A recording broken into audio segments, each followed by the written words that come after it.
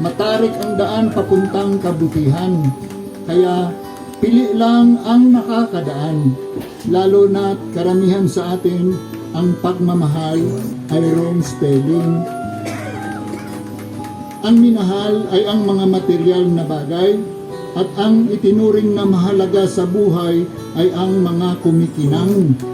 Ang wagas na pagmamahal ay ang dapat nating pag-aralan.